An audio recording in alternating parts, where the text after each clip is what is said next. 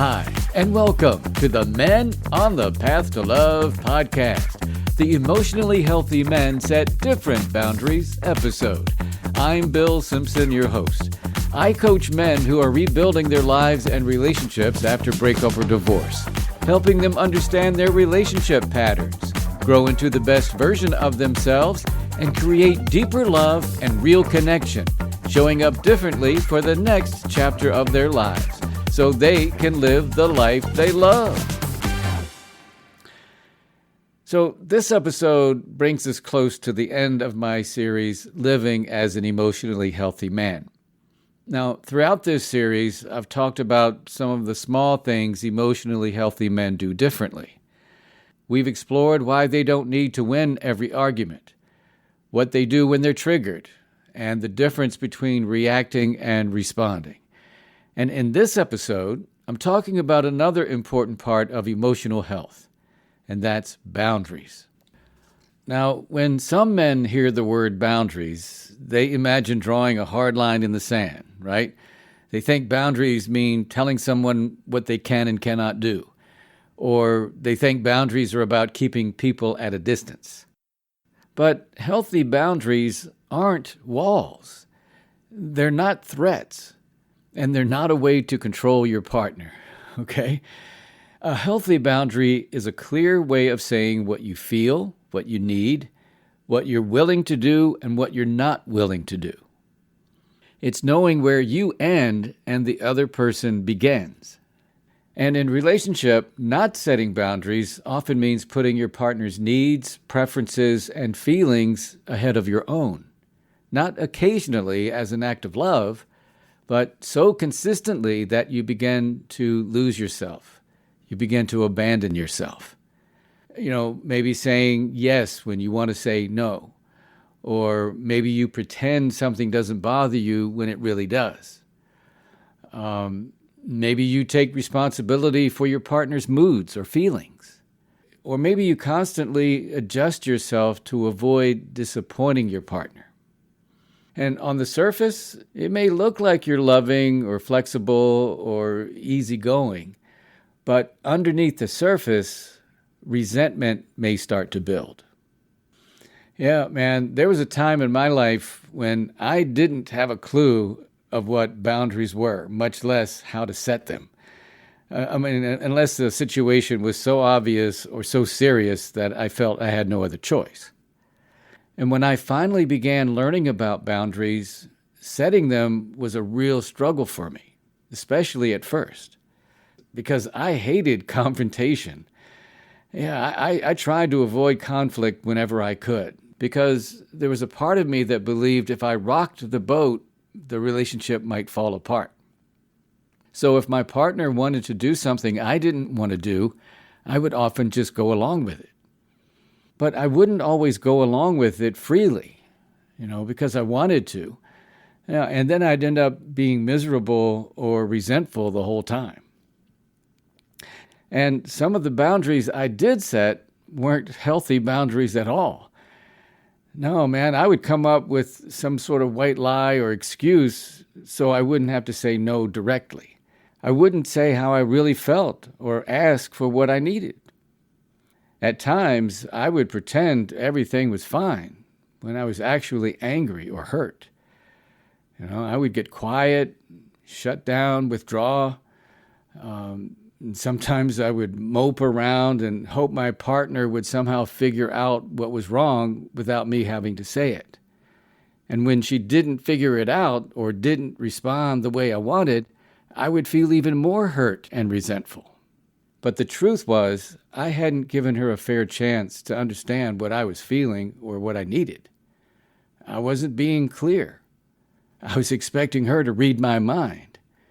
And little by little, I would lose myself in the relationship.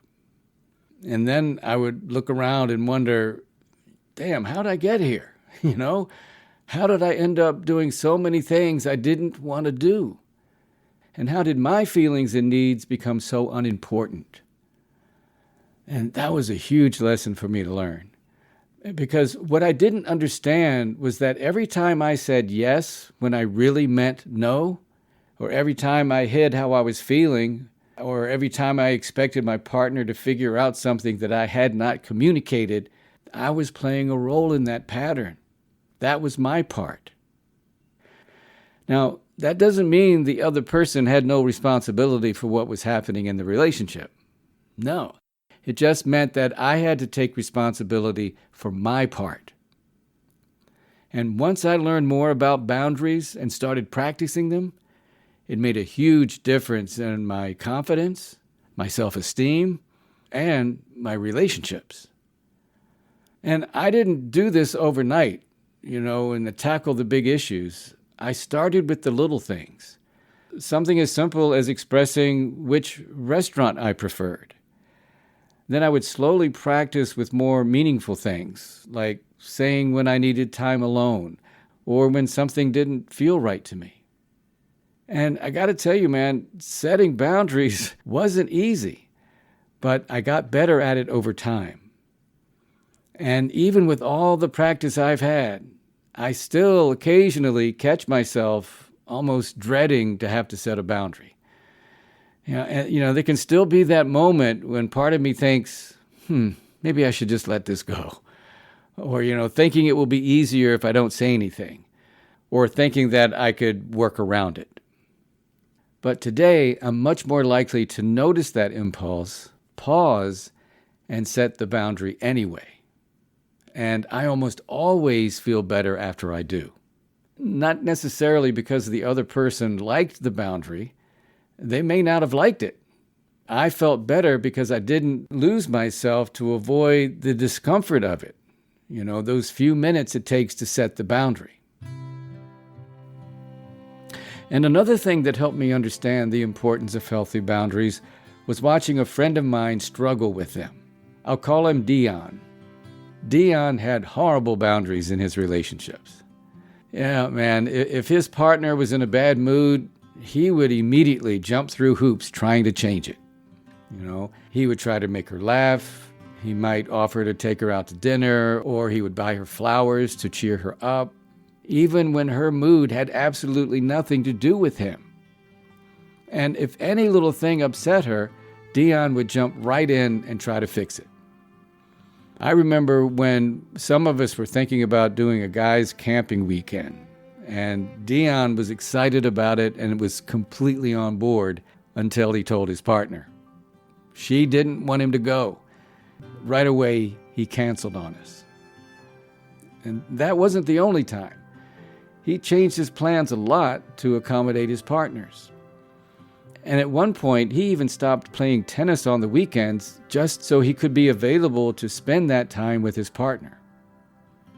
And there were also times when we would be out as a group, and one of his partners would put him down or speak to him in a way that felt verbally abusive. He would just sit there and take it, and I remember feeling so frustrated with him because I couldn't understand why he didn't push back. And one day, in the middle of that frustration, I was just about to let Dion have it, man. I was going to tell him how I felt, and then I caught myself. I took a deep breath, and I asked myself, why am I so triggered by this? And the answer came to me clear as day. Dion was triggering the part of me that had struggled with boundaries. I wasn't only reacting to what he was doing, I was reacting to something I had recognized in myself. And that realization humbled me, man. Yeah, instead of criticizing him or telling him everything I thought he was doing wrong, I just supported him where he was. And I casually suggested a book on boundaries that had helped me. It was called Where I End and You Begin. And later, he thanked me for it. Now, the takeaway from Dion's story for me was this. Sometimes the behavior that frustrates us the most in another person touches the part of ourselves we haven't fully accepted or healed from. I mean, Dion didn't need my judgment, right? He just needed support and some information and the freedom to make his own choices. And I needed to respect the boundary between his life and mine. I could care about him, I could offer him support, but what I couldn't do was set his boundaries for him. That was his work to do. And that shines light on something important about boundaries. They don't only protect us from being controlled by other people, they also remind us not to take control of what belongs to someone else. Dion's partners were responsible for their feelings and behavior. Dion was responsible for what he chose to accept, what he gave up, and whether he spoke up for himself. And I was responsible for how I responded to what I witnessed. That's where healthy boundaries begin, knowing what belongs to you and what doesn't. And let me tell you, man, the cost of unhealthy boundaries can be high. When you repeatedly put your partner's needs ahead of your own, you may believe you're protecting the relationship, but over time, you may actually be damaging it. Yeah, you may get resentful and blame your partner for choices you never told her you didn't want to make. You may become emotionally burned out from always having to monitor her moods. You may stop doing things that matter to you. You may stop seeing your friends or pursuing your hobbies or interests, taking care of yourself, or having that alone time. You may avoid having hard conversations until all that unspoken frustration comes out as anger and criticism, shutting down and creating this emotional distance. Or you may lose touch with your own preferences altogether. She asks you what you want, and your first thought is, what does she want me to want? Yeah, and that's how a man can slowly disappear inside a relationship. And then one day he's like, I've given up everything for you. But the other person may have never fully understood what he was giving up because he never talked about it. He never clearly said it. So healthy boundaries protect against that kind of hidden agreement. Emotionally healthy men set boundaries differently. They understand that being honest is more loving than quietly holding on to their resentment. They say what they mean instead of hoping their partner will read their mind. They recognize that disappointing someone is not the same as harming them. Emotionally healthy men allow their partner to have feelings about a boundary without rushing to have to make those feelings go away. They know that their partner's disappointment doesn't automatically mean the boundary was wrong. And they don't use boundaries to punish, threaten, or control. That's important to understand. Yeah, because there's a big difference between saying, you can't talk to me that way, and saying, if you continue talking to me that way, I'm going to step away from this conversation when we're both in a calmer space. The first way was to try to control the other person, right? You can't do this, blah, blah, blah. The second one clearly says how you're going to take care of yourself and protect the conversation and ultimately the connection. So understand, setting a healthy boundary isn't about controlling someone else's choice. It's about being clear about your own. And not every boundary has to involve some huge conflict either. One of the best ways to get more comfortable with boundaries is to start with more benign, everyday things. I'll go back to the restaurant example I mentioned earlier. Let's say your partner wants Indian food and you would prefer Chinese. You could just agree to the Indian, say nothing about what you wanted, and then spend the meal feeling resentful and disconnected because you wanted Chinese. You may be physically present in the restaurant, but emotionally, you're somewhere else. Or you could say, I know you're in the mood for Indian, and I would prefer Chinese. And I'm okay with Indian tonight because it's more important to me that we spend time together. Next time, maybe we can do Chinese. And by saying that, it's clear. She knows what you would prefer. You've expressed yourself without making your preferences more important than hers, and you're consciously choosing Indian instead of silently caving in. And with that, you're much freer to enjoy the meal because you didn't abandon your preference. You acknowledged it, communicated it, and then made a choice based on what mattered most to you in that moment. And even though the difference is subtle, it's important. Because you're not saying, oh, well, whatever you want, dear, no, while secretly feeling resentful. No, you're just saying, here's what I want, and here's what I'm choosing. And man, that's not weakness. That's emotional maturity, emotional ownership. Now, of course, some boundaries carry more weight than others. I mentioned starting with the small stuff, right?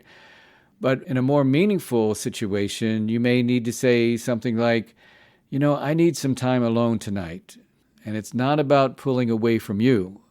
I just need some time to recharge, and then I can be more present with you. Or maybe it's saying, I want to talk about this, but I'm not willing to continue while we're yelling at each other. Let's take a break and come back to it. Another way to set a boundary could be, I do care about how you feel. I just can't be responsible for changing your mood. Or like with the group of people, when I feel criticized or put down in front of other people, I feel disrespected. And if there's something you're upset about, I'm willing to talk about it in private. And I'm not going to lie to you, those conversations may feel uncomfortable. And your partner may be disappointed, frustrated, or even angry.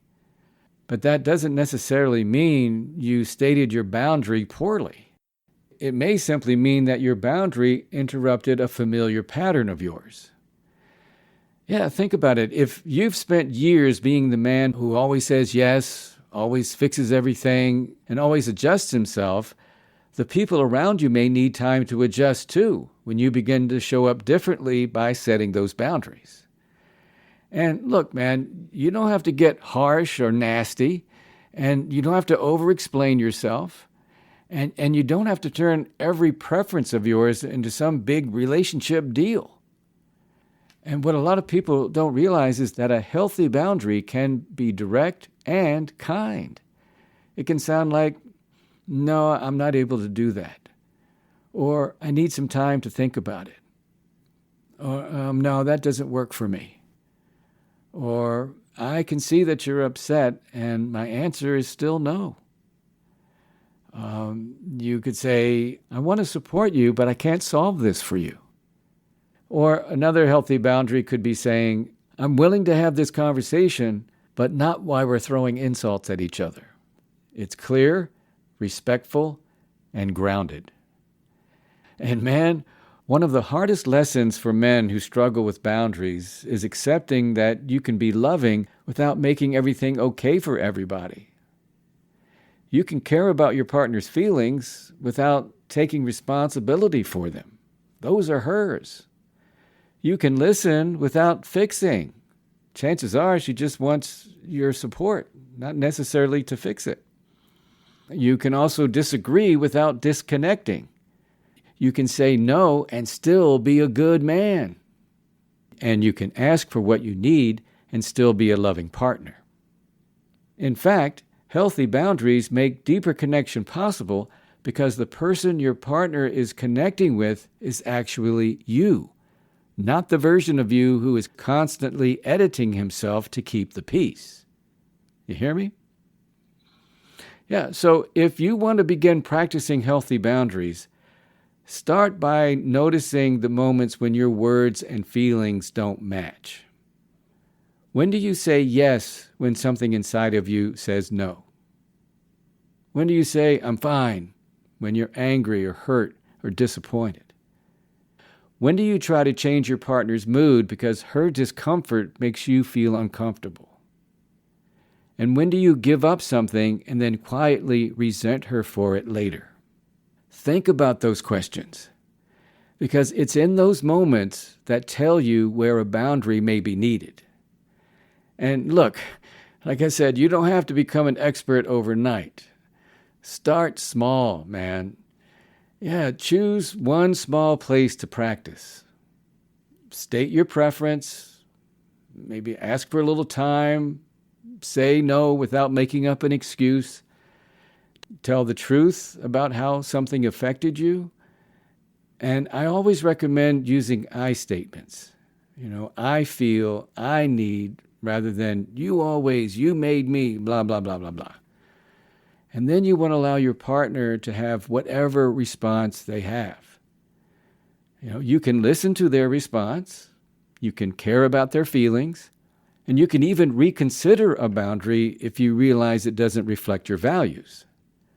But you don't have to abandon yourself simply because someone else is uncomfortable. That's one of the ways emotionally healthy men set boundaries differently. They don't set boundaries to push people away. They set boundaries so they can remain honest, present, and connected without losing themselves. And when you practice that consistently, something begins to change. Yeah, man, your confidence grows, your self-respect grows, and your relationship becomes much more honest and authentic. And your yes starts to mean more because the people who love you know that you're also capable of saying no. That's so important. And listen, man, I squirm just talking about boundaries, man, because it just brings up how I struggled with it in the past. And if you're struggling with boundaries, whether it's saying no, expressing what you need, or separating your partner's feelings from your responsibility, I get it, man. And I invite you to visit my website, menonthepathtolove.com. You can learn more about the work I do with men who are ready to understand their relationship patterns, grow into a healthier version of themselves, and show up differently in their relationships. That's menonthepathtolove.com. All right, that brings us to my quote of the week, and it comes from author Brené Brown. And the quote is short and sweet, to the point. She says, quote, "Choose discomfort over resentment," unquote. I'll say it again. Choose discomfort over resentment. Yeah, because setting a boundary may feel uncomfortable for a few minutes, right? But avoiding it may create days, months, or even years of resentment. So the short-term discomfort of being honest is far less damaging than the long-term cost of abandoning yourself. And I know, because I've been there. And that's going to close out this episode of the Men on the Path to Love podcast, the Emotionally Healthy Men Set Different Boundaries episode. I'm Bill Simpson, your host. Thank you so much for listening. Now, as I wrap up my series on living as an emotionally healthy man, I want to bring everything I've talked about together. Emotional health isn't about becoming perfect, never being triggered or always knowing the right thing to say. No, man, it's about trusting yourself to handle difficult moments differently. And that kind of self-trust creates a deeper and steadier kind of confidence. So, here's my question for you to ponder this week. How might your life and relationships change if your confidence came not from appearing strong, but from trusting the emotionally healthy man you're becoming? Yeah, think about it, man. And please join me for the Confidence That Comes from Being an Emotionally Healthy Man episode. And if this episode you're listening to right now spoke to you, then please share it with a man who needs to hear it. Share the link and share the love. And until next time, keep your heart open and stay on the path to love.